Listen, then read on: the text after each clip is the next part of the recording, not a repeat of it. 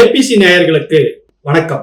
இன்று தந்தை பெரியாரின் 145வது ஆண்டு பிறந்த நாள். ஏறத்தாழ 94 ஆண்டுகள் நம்மோடு வாழ்ந்தவர். அதில் 50 ஆண்டுகால வாழ்க்கையில் நமக்காகவே எழுதினார், நமக்காகவே பேசினார். ஒரு கட்டத்தில் நமக்கு புரியாத பொழுது நம்ம பிடரியில் அடித்து நமக்கு புரிய வைத்தவர் தந்தை பெரியார். தந்தை பெரியார் இல்லை என்றால் இன்று தமிழ்நாடு ஒரு பிற்போக்குத்தனமான, ஒரு வளர்ச்சியற்ற, ஒரு பீகாரை போன்று, ஒரு ஒரிசாவை போன்று, ஜார்க்கண்ட் மாநிலம் போன்று, உத்தரகாண்ட் போன்று ஒரு வளர்ச்சி இல்லாத ஒரு மாநிலங்களில் ஒன்றாக இருந்திருக்கும். இன்று பொருளாதாரத்திலையும், கல்வியிலையும், மருத்துவத்திலையும் நாம இந்தியாவிற்கே வழிகாட்டக்கூடிய ஒரு மாநிலமாக இருக்கிறோம் என்றால் அதற்கு தந்தை பெரியார் தான் காரணம். தந்தை பெரியார் தன்னுடைய சிந்தனைகளை, தன்னுடைய கருத்துக்களை விதைத்தார்.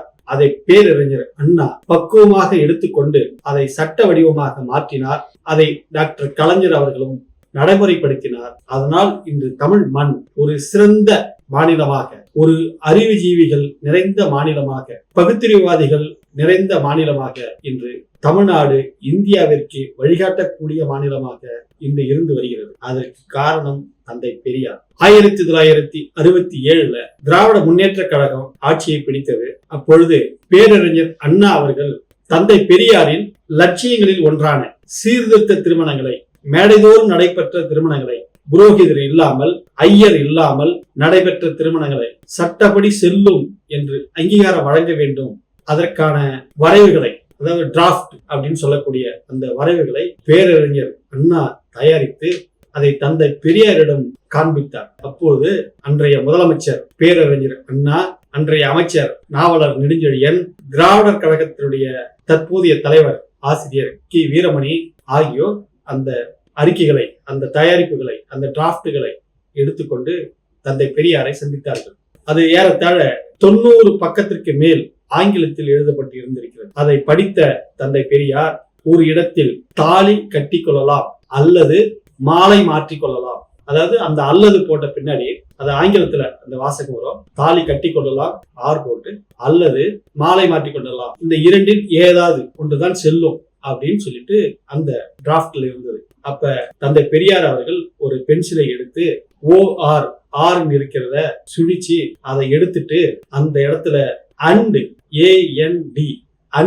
போடுங்க, அவன் விருப்பம், அவன் தாலி கட்டிக்கிட்டா என்ன, மாலை மாத்திட்டா என்ன, ரெண்டுமே சட்டப்படி செல்லும், அவர்களுக்கு அங்கீகாரம் வழங்குங்கள் அப்படின்னு சொல்லி அந்த டிராப்டை திருத்தி பேரறிஞர் அண்ணாவிடம் கொடுத்தார். அப்ப வெளியே வந்த அண்ணா அவர்கள் நாவலர் நெடுஞ்செழியன், ஆசிரியர் கி வீரமணி அவர்களை பார்த்து, நான் MA நாவலர் Nedunchezhiyan, WMA Veeramani, MA BL, ஆனா நாம எல்லாம் சேர்ந்து தயாரித்த அந்த டிராப்ட், அந்த அறிக்கை ஒரு 8வது படித்த பெரியவரிடம் நம்மளால் வெற்றி பெறவே முடியவில்லை, என்றுமே அந்த பெரியவரிடம் நம்மளால் ஜெயிக்கவே முடியாது, அதனால் அவர்தான் என்றும் நமக்கான வழிகாட்டி என்று பேரறிஞர் அண்ணா வெளியில் வந்து சொல்லியதாக ஒரு தகவல் உண்டு. ஏன் என்றால் ஒரு கொள்கைவாதி, அவர் அந்த கொள்கையை தனது மனதளவில் தனது வாழ்நாள் முழுக்க அதை கட்டி காப்பாற்றியவர். அவருக்கு அது ரொம்ப சுலபமானது.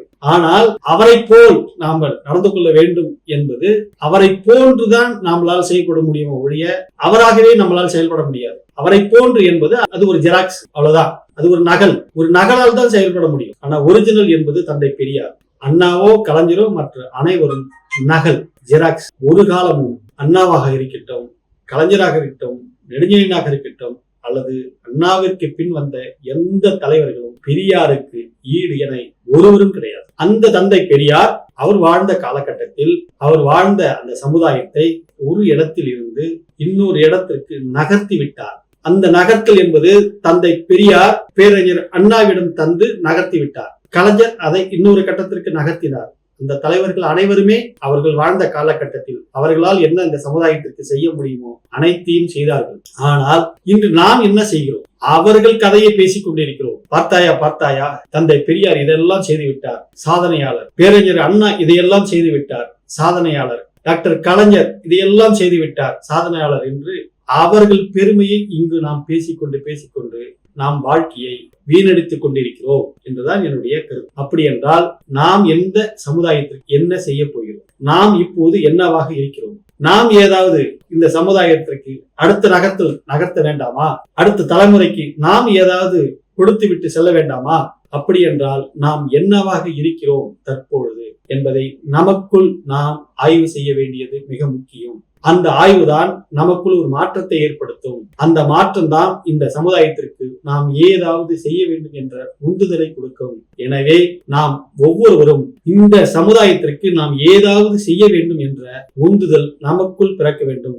ஒரு புதிய மாற்றங்களை நாம் உருவாக்குவதற்கு தயாராக வேண்டும். அந்த மாற்றம் நம்மிடம் இருந்து தொடங்க வேண்டும். நன்றி, வணக்கம்.